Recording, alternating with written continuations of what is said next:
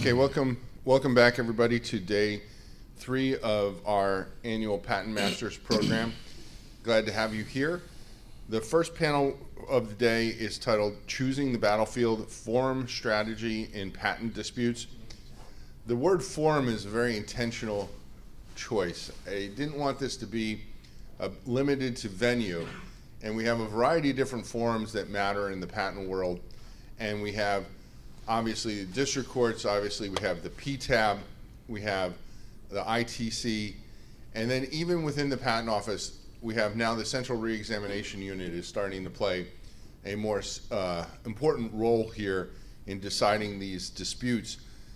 And as I've said already during this program, and I've said many times in writing and in other speeches I've given, I don't think you could, drunk on a bet, create a more disjointed, odder, poorly conceived system. And we're going to talk about all the different choices that are available on both sides of the V for these disputes and try and maybe get to the hub of where you ought to be putting your focus, where the questions are, and what are really the pain points for people who are using the system, wherever they may wind up being, wherever they may choose to go, or wherever they may get pulled into. So that's the conversation we have today. Unfortunately, Steve Schreiner is not able to join us for this panel. He was on the panel up until a few days ago. He had a bit of an emergency. He's fine, but John White has agreed to step in and help me moderate this panel, but also to provide the PTAB color and analysis that Steve was otherwise going to provide. So John, let me kick it over to you. I'm glad to have you here. As many of you know, John White is one of my best friends in life. He was my best man. We were former law partners. We continue to work together with the PLI Patent Bar Review course, and we are in some very significant way each other's, as he said, hit by the bus solution. I'm his hit by the bus solution with PLI, and he is my hit by the bus solution with IPWatchdog. And John, it's a pleasure to have you here. Thank you. All right, so the title of our program is Choosing a Battlefield. So I'm going to ask each of you to give a more fulsome introduction of yourself, what you'd like the audience to know. And this is, online world as well as here in the room. And then also because, you've probably been thinking about this panel now for days, if not weeks, and there's something that you really wanted to communicate to the panel, and I'm going to give you that chance to give that nugget, so in case you forget, you will already have done it. So Anthony, let's begin with you. More fulsome introduction, and what's the nugget you hope people take from this? All right, thank you very much, John. I appreciate it. Again, my name is Anthony Del Monaco. I am senior counsel at Lenovo. With respect to IP litigation, I've been there for almost 2 years. Before I went to Lenovo, I was a partner at Finnegan for close to 20 years, mostly working on district court and ITC litigations. And as Mr. White mentioned earlier, I am also an adjunct professor at the American University Washington College of Law, where I teach a class on ITC practice and procedure, which Josh and I know each other pretty well.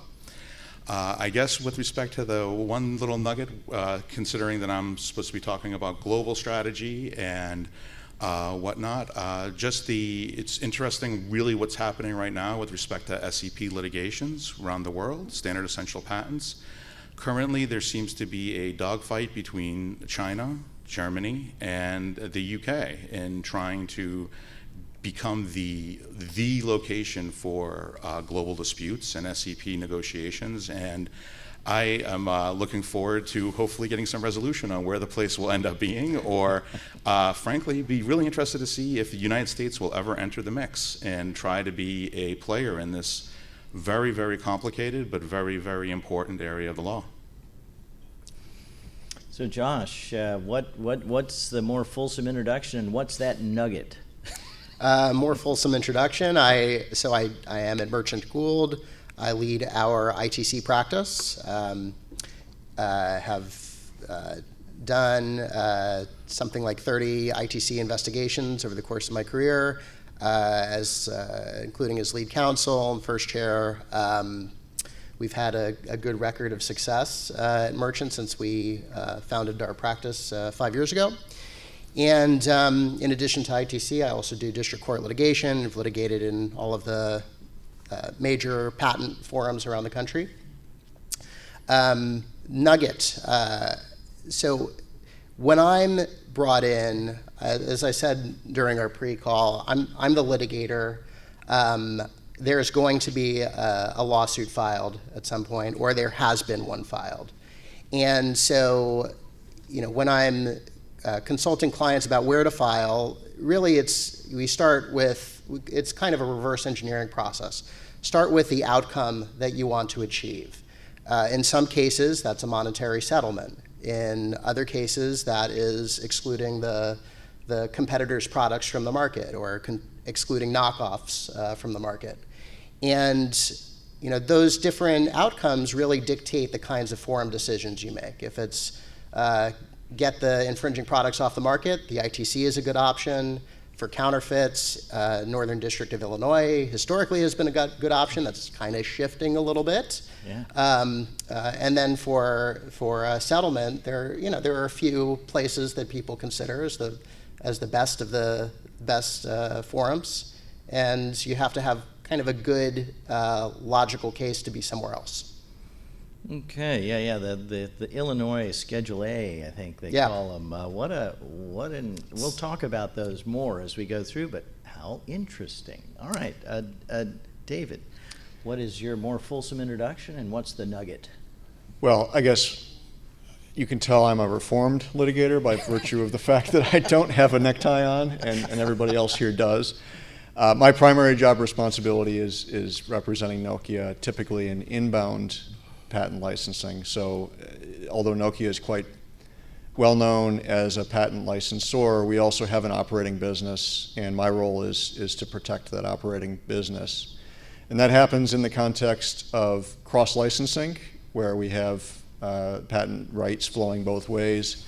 It may also happen in the context of strict patent assertions against Nokia. And so, again, not being a litigator primarily, we have a separate litigation team who I work quite closely with, but my role is really to come in and end the proceedings. So I come in a variety of phases. It can be when there's a letter sent to Nokia. I kind of like to joke that there's, whenever somebody sends a nastygram saying that we think you infringe our patents, that lands on my desk eventually. And so I can come in at that very beginning stage, or later in after a complaint's been filed, or after we're starting to hear about settlement noises in an ongoing litigation. And my role is often to mediate and or paper up the deal that closes things out.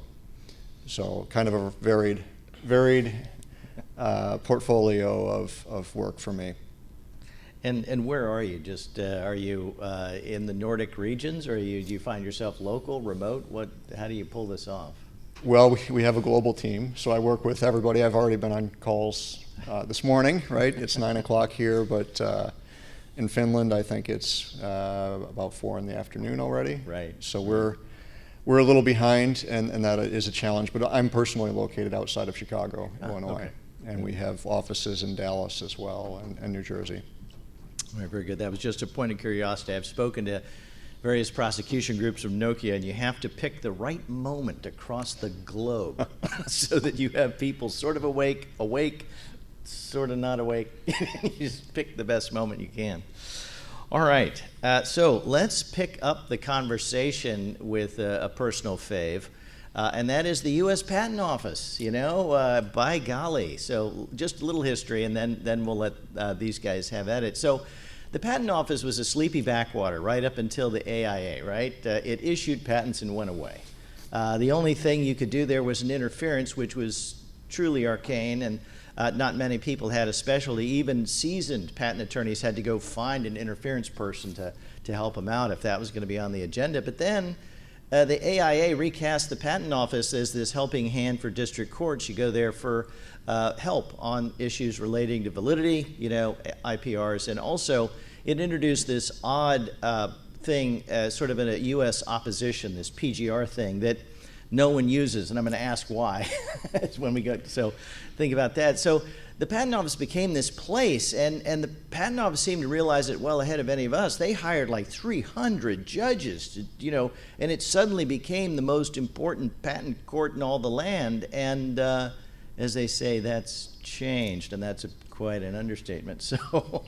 So let's begin with Anthony. What's going on at, let's talk about forums. Let's talk about the Patent Office for a little while.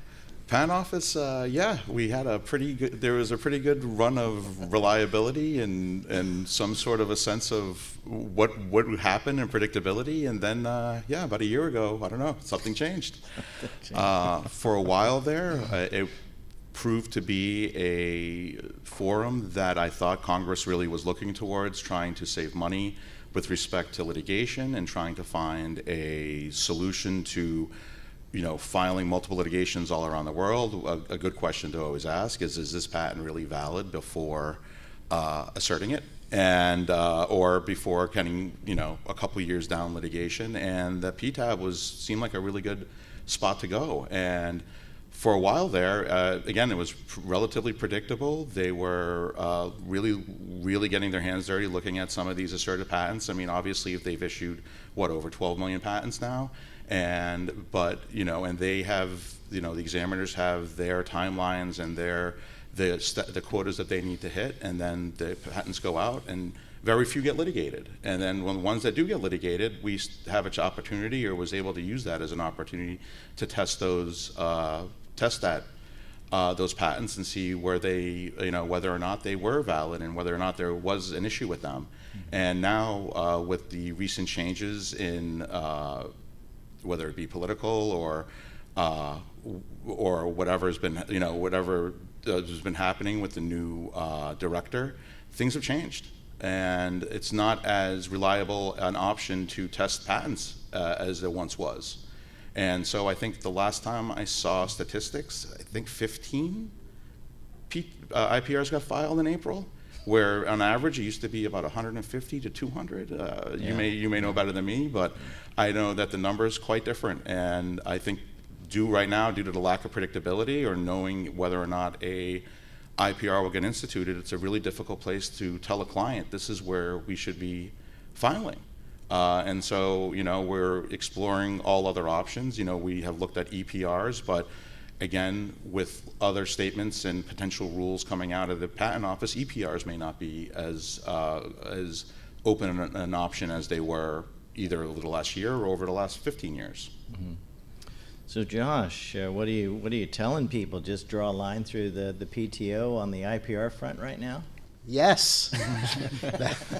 I mean, it used to be a major part of putting together a proposal for clients to include that IPR petition or petitions as a line item in the budget, and as part of your defensive strategy.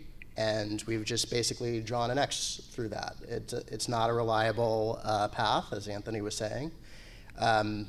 It's better to save the money and put it elsewhere rather than pay the fairly significant filing fee.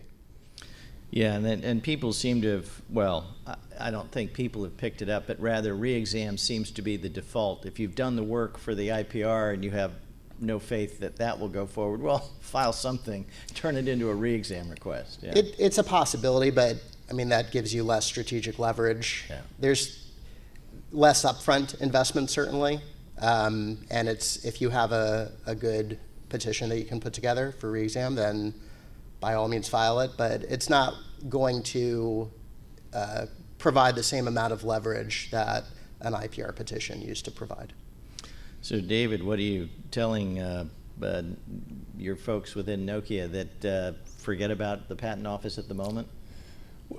Well, that's just at the moment, right? The PTAB has been an institution in search of balance for years, right? When the AIA was passed and the initial IPR proceedings started to happen, you saw just a fantastic institution rate and also a fantastic kill rate at the PTAB, which I think took patent owners as a real shock.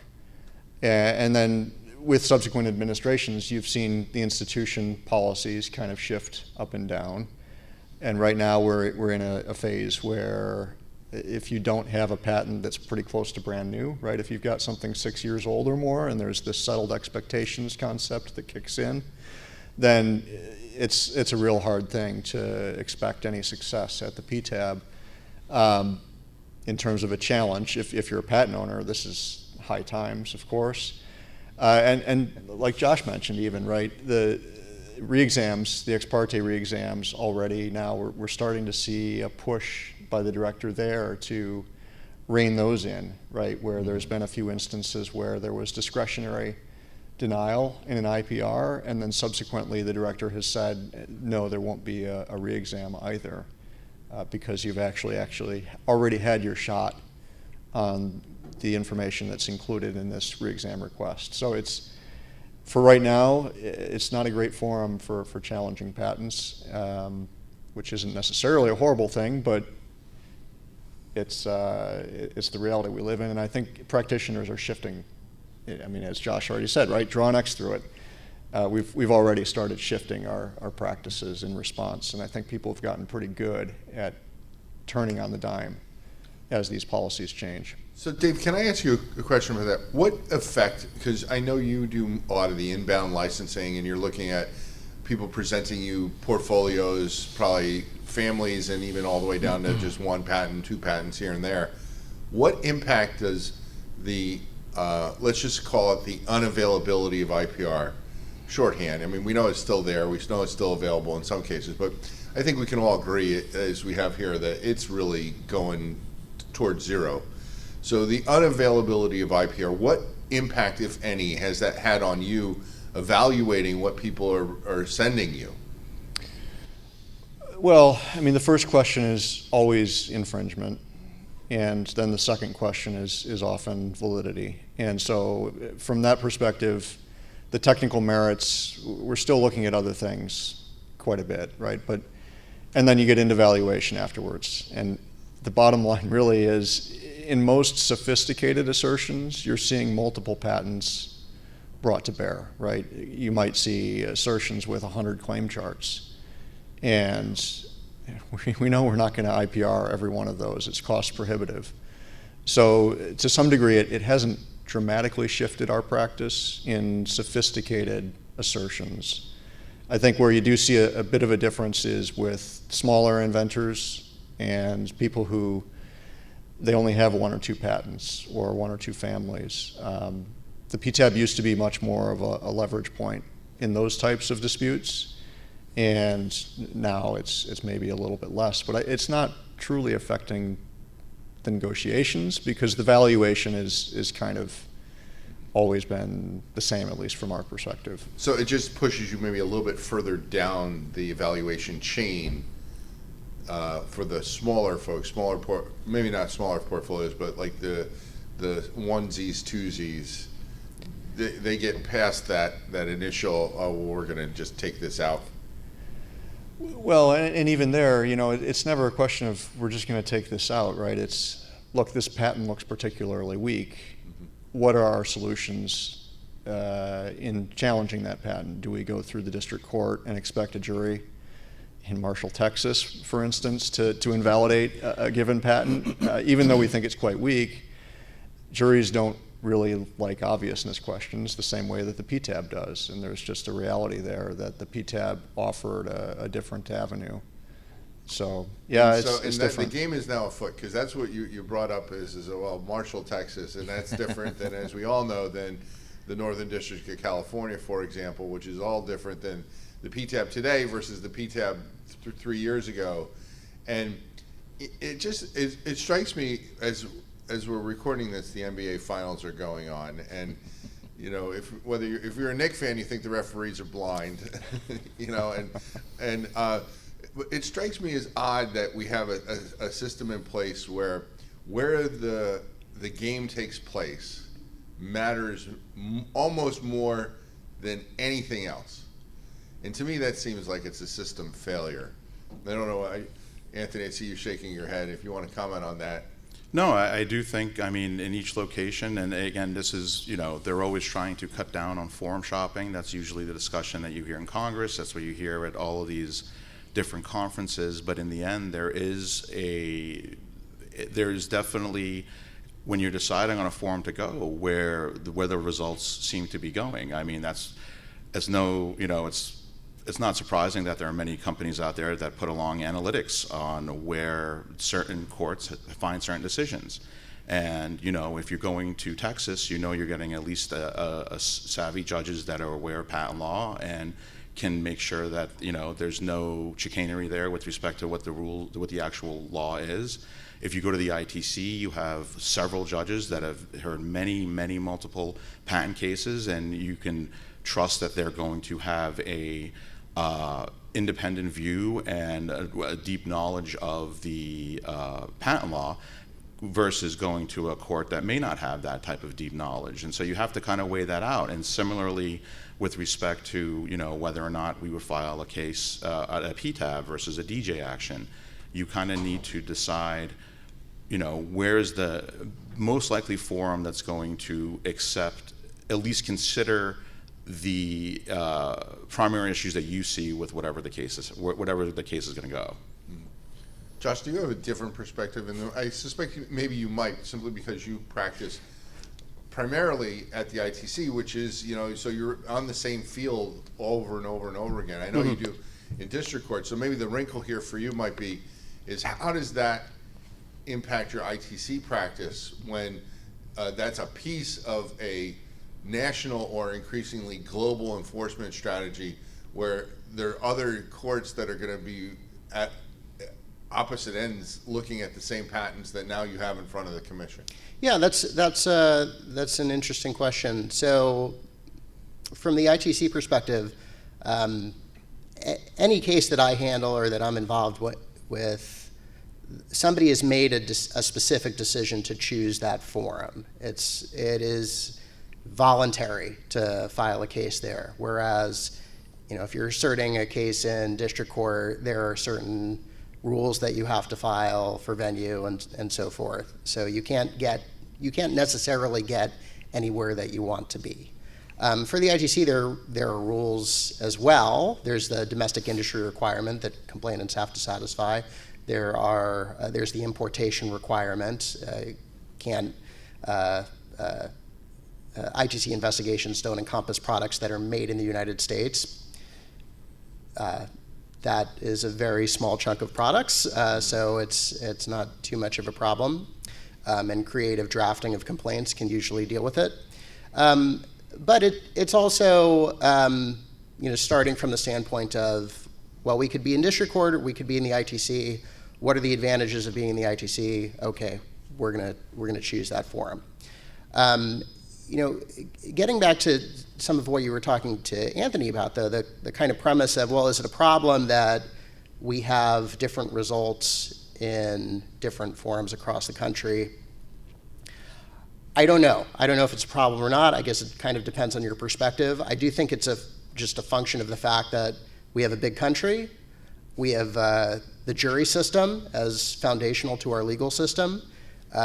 People in different places tend to have different views of different issues. The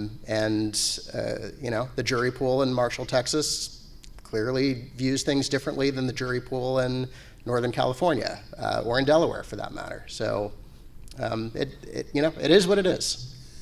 John, I want you to substantively comment on all of this, because you are really one of the few people that I know that has done it all. You've done deals, you've prosecuted patents, maybe primarily, but at a point in time in career, you were also primarily a litigator for a number of years.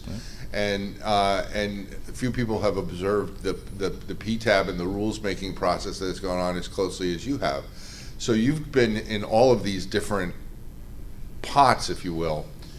What do you see with what's going on now in terms of it being disjointed or jointed, or is there any kind of underlying current that you feel like we're going in the right direction or the wrong direction? Or what advice would you give to somebody today about where they ought to try and be? Well, it depends. You got to reverse engineer this. Like Josh says, you got to start with your outcome in mind, your resources, and determine the most efficient way to get there. Yoakum's razor, here to there, and what's going to cost you the least and give you the most impact. And I think that's different for any client. And on which side of the V are you on? Because if you're on the defensive side of the V, you want to be in a place where you get some little home cooking, some sympathy from a jury, maybe from a judge, not intentionally, but if you employ thousands of people within earshot of the courthouse, that's got to have an impact, right? And so it's right now, I think, Gene, your point that it's so disjointed is just the reality an advice giver has to dwell within, because there is no one size fits all. There is no formula. It's, well, what do you got? What can we do? Let's get from here to there. And it's changing. And the thing that surprises me is how quickly things changed at the patent office. And they changed with Coke Stewart. She was sworn in, you may not know, really within an hour after Trump was sworn in. Well, in Washington, that is light speed, okay? That's not quick. That's like, oh my gosh. So there was a plan ahead of time to change policy and change the heading of the PTO at the PTAB from the moment she arrived, and then it's continued with Director Squires. And the question is, can this be cemented? Or in 3 years, when we're back talking about this, are we back to some more middle ground place after, let's say, Prevail has passed, where the PTAB has reined in a little bit? Or have they cemented the dissolution of the PTAB? That I think is at least part of the equation going forward. But So maybe this is a question for all of you then. It's come up in a couple of the panels already today is the fights that you're going to fight in 10 years are based on patents that are getting issued today. And with this system constantly moving and shifting like every couple years, what advice do you give to people who are trying to get their patents today, or got their patents a few years ago and now are finally starting to look at the due diligence process and lay the groundwork for what might come next, or reaching out to you, Dave, to try and see if Nokia might be interested in buying these? I mean, how can folks make these long-term decisions, and what is there a guiding light? Is there a principle? Is it just strap yourself in and hope for the best? Is it just pay attention to opportunity? Maybe that might be the theme. I don't know. What do you all say? Maybe we could just go down the line, Anthony. Well, I mean, so I'm going to date myself a little bit here. I graduated in '06, and so when I started, the eBay decision came down, and all of a sudden the ITC went from getting 10 cases to 70 cases a year, and that was a monumental shift. And then around 2013, the EIA kicked in, and all of a sudden now we have alternative ways to invalidate patents, and that was a huge sea change. In 2018, TC Heartland came down, and I was at that time I was litigating an active matter with 7 different defendants, and that completely blew up a matter that I was working on. And so now we're dealing with and then throughout this entire time we've been dealing with this kind of pendulum shifting, not only with what's going on at the PTAB but also with Atlas. And so this has been, at least since I've been practicing, I feel like this is kind of what our job is to keep on top of the law and see. With respect to advising clients, that's the most difficult part. And wanting to be able to tell somebody now where the landscape's going to be in 10 years. I mean, if I had that type of knowledge, I would be betting on the Spurs-Knicks series, and I would be retiring. But that's not the type of information I have. So all I can really say is using my experience, I'm able to kind of try to predict where things may go and how things may switch, and advise my client on all alternatives, what may happen, what may not happen, and how likely that change could happen and how quick it could happen. And that's really all really I can do at this point is with my experience, look at the landscape moving forward and where you should be putting your eggs. And I think that that's probably the right answer, although I want to get all of your take on it. But I hear that answer, and while I agree with everything you said, I think it is just an indictment on the system. Is that with a business asset that can last 20 years or longer if you calculate in the enforcement lifetime, the fact that it's like, I'm going to read some Ouija cards or some tarot cards, I'm going to consult the Ouija board, and then with my best guess, try and help you. That just, for CEOs, has to be totally unsatisfying. And I mean, I get it. What do you think, Josh? Well, I'm going to push back on that in a Okay. couple of different ways. So first, two things. First thing, I completely agree with Anthony, and it is the lack of certainty is kind of inherent in this system, and the best that you can do is advise your clients based on the way things are moving. And you can make some predictions, but those predictions are usually good for maybe a year or two out. If you get really lucky or you're just freaking great at this, maybe 3 to 5. But as things have changed, there's always a reaction to the change, right? Like, so Anthony mentioned TC Heartland and the impact that had. Well, theoretically, TC Heartland set forth a pretty clear rule that defendants had to be sued where they had their principal place of business or where they're incorporated, right? Their home.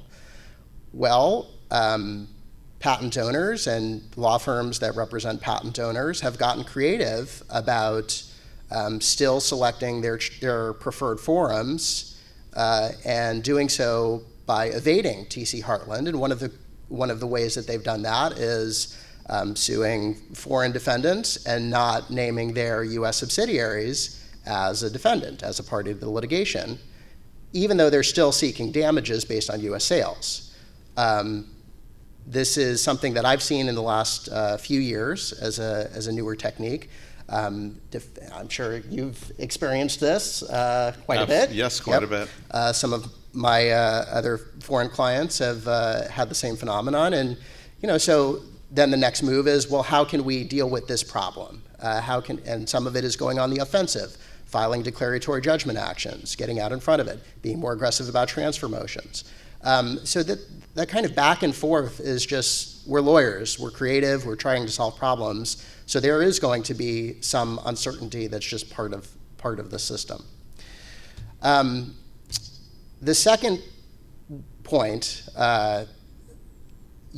so there is uncertainty on both sides, right? There is uncertainty in terms of like the legal rules, but there's also uncertainty in terms of the business. Now, often when companies invest in research and development and invest in obtaining a patent portfolio that aligns with that R&D work, there may be one intention for doing so.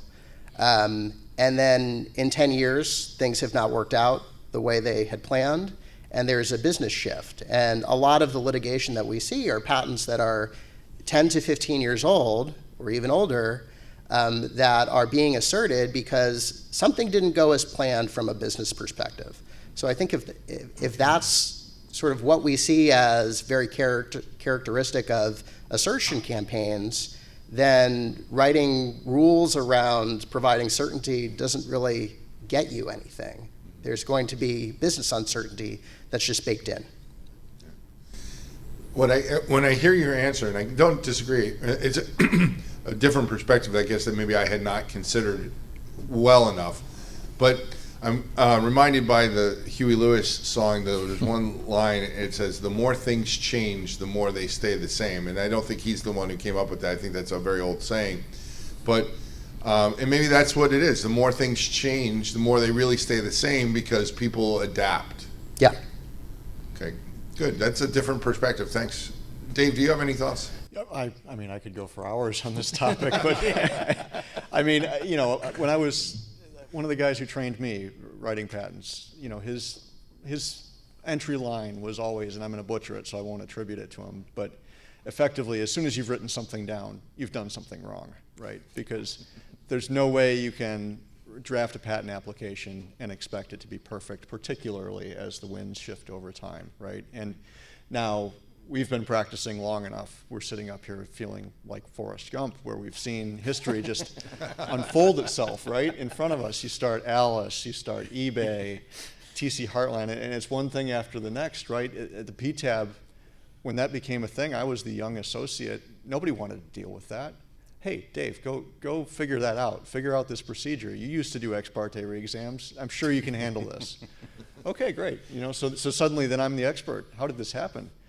And I think with each of these steps along the way, we've seen that sort of development take place. And I think, you talk about is it bad? Is it inherently not good that the patent system is so unreliable? I think it's a reflection of how important the patent system has become, right? If you look, some of the guys, the old timers, right, when we started, would tell you about practicing in a little IP boutique and sitting there drafting patents. And maybe there was a guy down the hallway who did a little bit of litigation, but it was all, business to business disputes, not a big deal.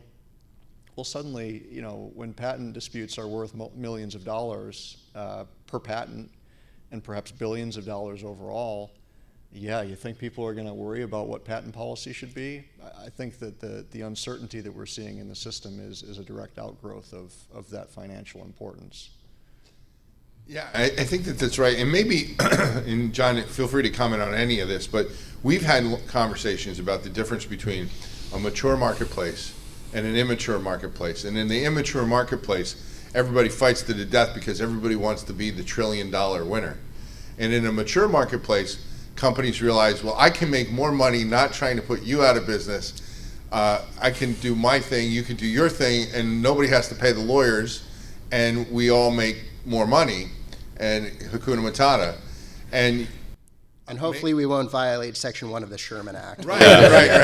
No, I'm not suggesting that, but it's just like, there is sort of like this détente, right? It's sort of like, okay, I'm not going to come after you. You're not going to come after me.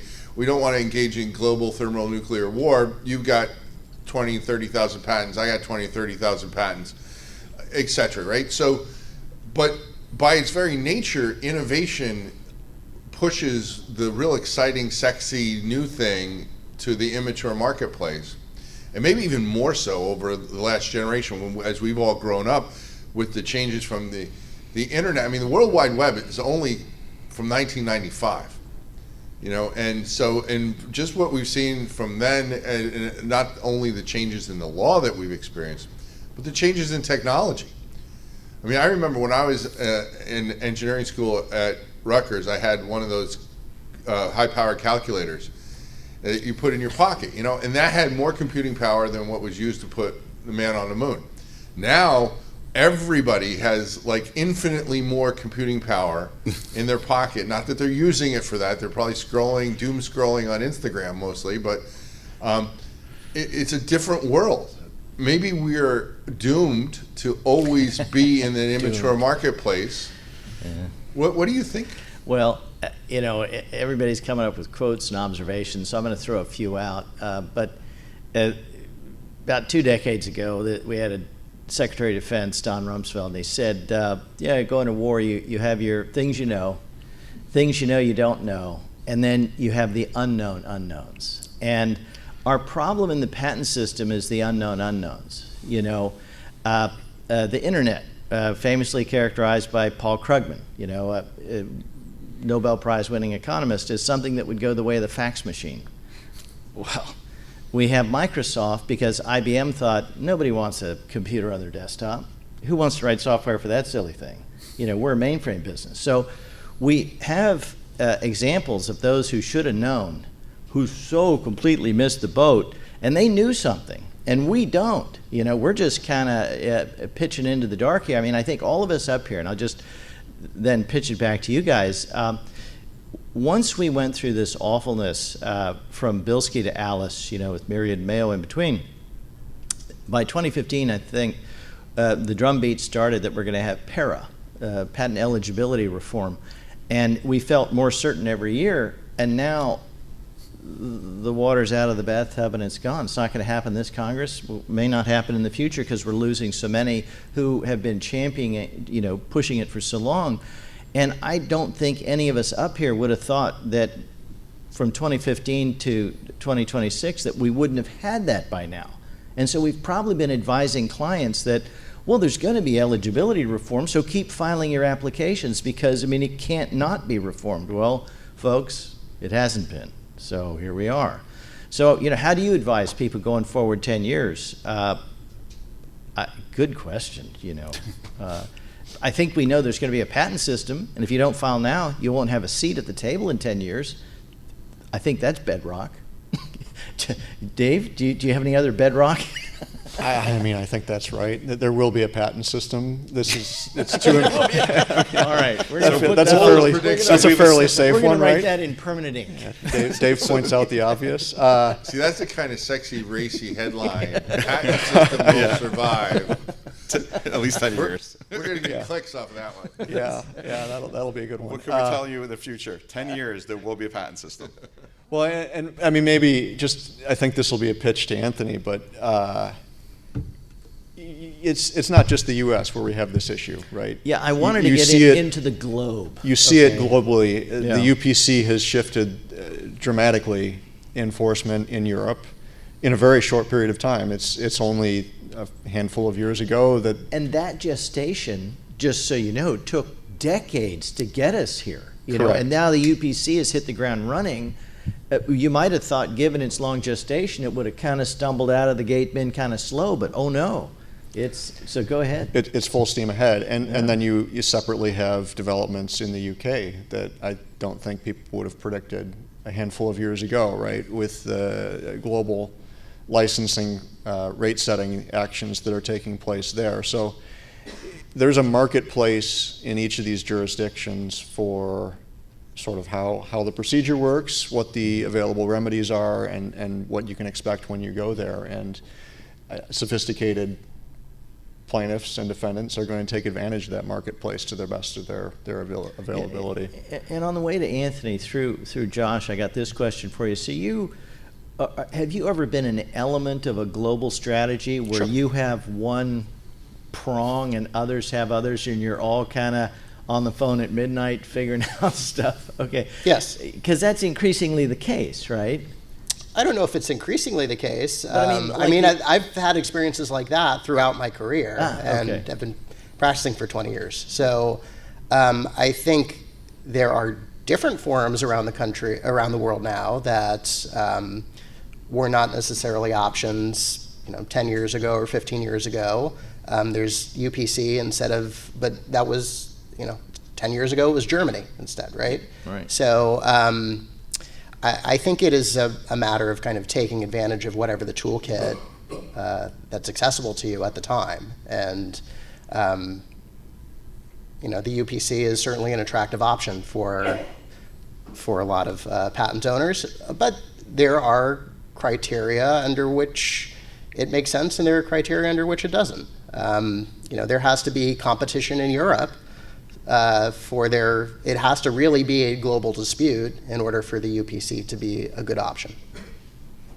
Yeah, and so on the way to Anthony, I'll just point out an economic observation as I pitch it to him, and that is 82% of the world's GDP is now outside the U.S., and there are places in the world growing faster than the U.S. with respect to uptake of technology, because we already have, as Dean pointed out, the second beach house. And he seems not the first beach house. Okay, it's the second beach house he objects to.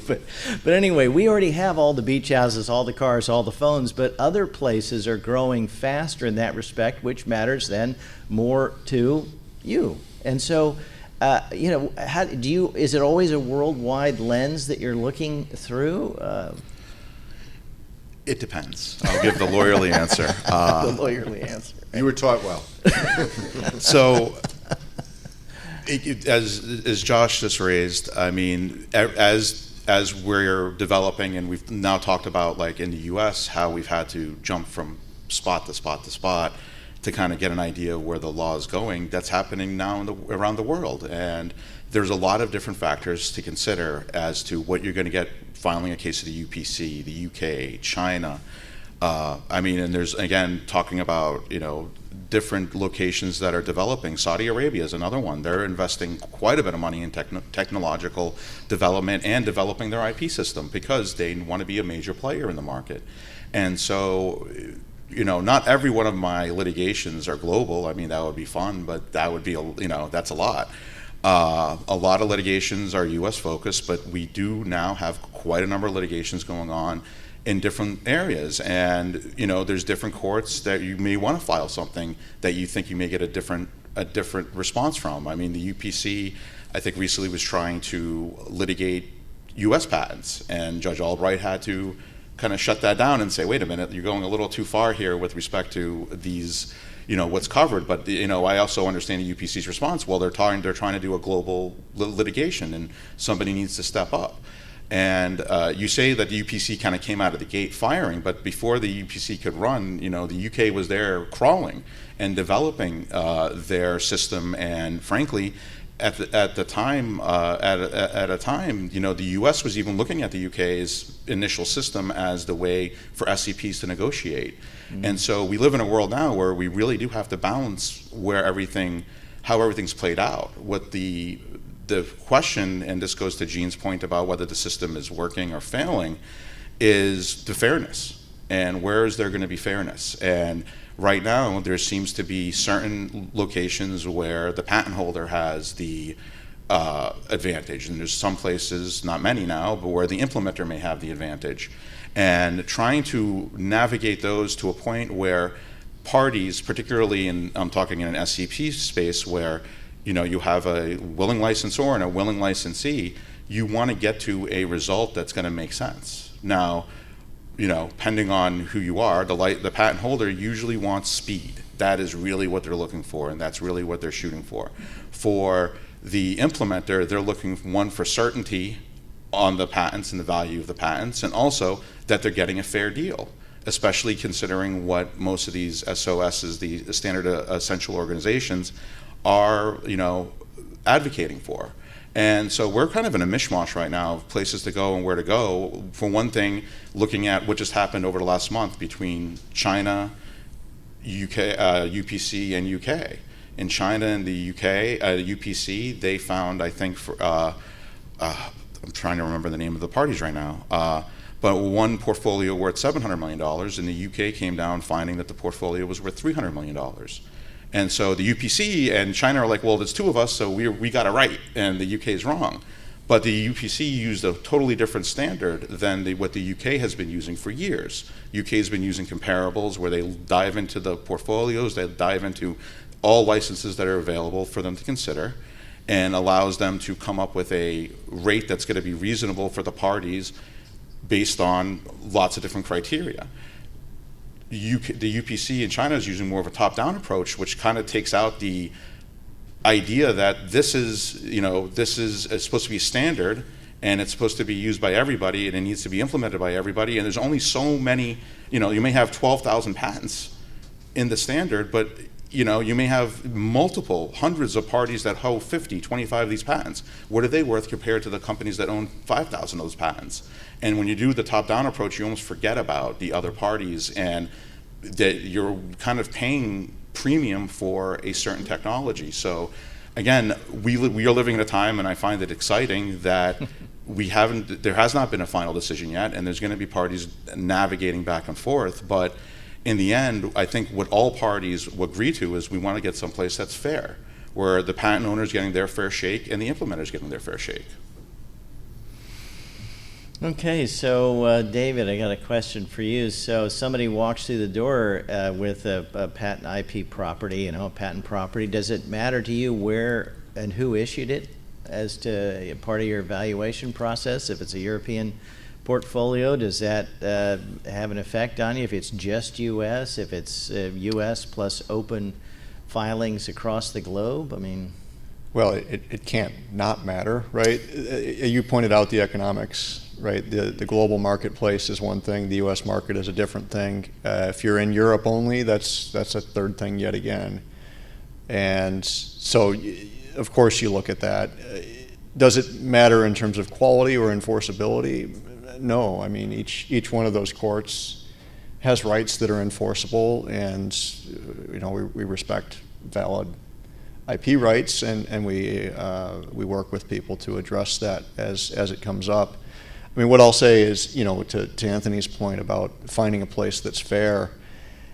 I mean, that if you're interested in a deal, the best way to get there is either through mediation or arbitration, because it gives you one forum that decides the issue everywhere. But that requires parties that are willing to be in that circumstance. And until you've fought sometimes long and hard in a whole bunch of different venues, you may not be ready to step into or take the plunge with arbitration, where you could be stuck with an outcome. Mediation, you can always tell the mediator, nice try. But if you have willing parties on both sides to find a deal, then a deal will happen, and it'll be fair. It'll be at least equally unfair to everyone. Everybody goes home unhappy. That's the goal. Then it must have been successful, right? Right. If no one's happy with the outcome. So I'm glad you brought that up, the arbitration mediation thing, because by now, anywhere in the U.S., if you file a case, there's some aspect of it where they try to get rid of it, or there's, depending on the locality, it's either quite insistent or have you tried this? Oh, check that box, you move on. So Josh, what do you think about things other than litigation, other than the ITC? Because the arbitrations I've been a part of, they're a lot of work. And they're expensive too. It's not like, oh, this is just arbitration. No, it's quite the deal. Yeah, look, there are costs and benefits for everything. One of the advantages of arbitration tends to be lower discovery costs. Having some say in who the arbitrators are is an advantage. Having maybe a little bit more control over the timing, having the benefit of secrecy is an advantage. One of the problems of litigating disputes around the globe and dealing with the problem of let's come to a decision that's fair for everybody. Well, that may help with this particular problem, but what about the 6 problems that are in the future that you have to think about? And nobody wants to have the target on their back. So arbitration does provide at least that benefit of, we can deal with this in a way that is confidential and maybe gives less information to the public, so we look like less of a target from the defendant's perspective. I would say some of the costs, some less certainty. It can be a little bit of a kangaroo court sometimes, whereas in forums that regularly deal with patent litigation, the judges know the law, they know the rules, the litigants know the judges and how to pitch their cases to them. There is a higher degree of predictability than arbitration might provide. And then, the other big problem with arbitration is the parties have to agree to be in arbitration, right? There's that. Yeah. That has to be baked in, as it were. All right, so we're getting towards the end here, and we didn't touch on a topic that I thought might be interesting, and that is, since T.C. Heartland, the sucking sound has been all patent litigation sort of going to 5 courts across the United States, More than half find their way to the following courts: Northern District of California, East and West Texas, Delaware, and with a smattering in New Jersey because of ANDA. And so, all right, so T.C. Heartland's created an issue that it all drained to these 5 locations plus the odd case in between. So what are your thoughts on that? We'll start with you, Anthony, and I'm sorry we're toward the end, but I'm just interested in that we're up here talking about forum. That may not be a choice you get to make because there's 5 places that take half of it, Well, and therein lies the issue Josh raised, where T.C. Heartland was supposed to resolve that issue. Yeah. That was the expectation, or at least that was the sky is falling when T.C. Heartland issued. which was, all these cases going to Texas. Well, that's not going to happen anymore. And, smart litigators got around it. And whether or not I agree with the decisions down there with respect to form or venue, that can be discussed at another time. But overall, I mean, that is where, there isn't a lot of options, especially if you're a defendant, on where you're going to get sued. I mean, it's one of those things where you look at, you're looking at, where could you get sued? And more than likely, we're going to be brought into Texas because that's the rule. Now, if they ever change the rule, or if a different, Judge Albright is now retiring, who knows if that's going to change ED Texas and maybe, WD Texas, and maybe it just becomes ED Texas. But it's a very, despite what TC Heartland was supposed to do, it really didn't do it. Right. And we're still here. That's my point. Be careful what you wish for. Josh, any thoughts on Well, the five? yeah. So look, the majority of cases are filed in these 5 forums. There are edge cases, and it depends on where businesses are starting, what states, what venues are favorable to business. The Northern District of California is a hub for patent litigation because there's so much business there. Delaware is a hub because they're favorable in corporation rules, and but you're seeing some places like Utah. That's kind of an up and coming place for business. Southern District of Florida. Southern District of Florida, we'll see. Nevada, they've had more favorable corporate rules and trying to follow Delaware a little bit, and so that's become, I wouldn't say in the top 5, but maybe in the top dozen or so of patent forums. So there's some room for innovation, and look, it's the same way things are unpredictable, and it's hard to gauge where things are going in 10 years. Maybe the hot forums in 10 years will look completely different from how they look now. Yeah, I mean, the good thing right now is those 5 major forums that you mentioned, they are relatively predictable. Indeed, And the thing they that's are. almost scarier than being in, say, Eastern District of Texas or Western District of Texas as a defendant is being somewhere where you have no idea what's going to happen, right? What happens if you get sued in Arkansas? When's the last time the judge in your case had a patent case, if Never. ever? And Yeah. hey, if it's a big dispute, there's a lot riding on that, and if you can't predict which way the wind is blowing, then it makes it hard to advise the business or the client. So I view it more as, is it bad that the cases are concentrated? I don't necessarily care, as long as there's some amount of predictability wherever you end up. Yeah, some measure of insight and understanding, is certainly helpful. Yeah, that's a great point. Being at a second tier, third tier venue, imagine being one of those judges and trying to apply patent eligibility at the motion to dismiss stage. Having a in Markman one of hearing. those courts. Sure, what do? You don't have clerks who are familiar with this law. You don't have a technical clerk. Whereas these other forums, they have that infrastructure to deal with these sorts of problems. Right. Yeah, you appoint a special master and hope it all goes away. If you can find one. If you I mean, can that's a find whole one, process yeah. for the judge, right? If you're in Arkansas, What are you going to do? what are you going to do? I've never had to hire a special master before. You're going to rely on the parties. You're going to find someone local. You're going to find the liar from the next county, as Gene was referring to That's the yesterday. expert. That's the Those are experts. So the parting thought. Now, you guys each had your nugget you wanted to share up front. Did you get there, David? Did you? We've filled the hour. I think I've said my piece. No, I mean, there's a lot of different ways to solve a dispute. Each one calls for a different solution, and I think that's the bottom line. That's the bottom line, Josh. I'm going to go big picture for my parting thought, which is, look, we have a free market system. Part of a free market system is unpredictability. Creative destruction is kind of baked in, and we don't have central planning that can tinker with the fine points of things like the patent office proceedings or district court venue rules. And so, yeah, it's sloppy, but what are the alternatives? Yeah. What are you going to do?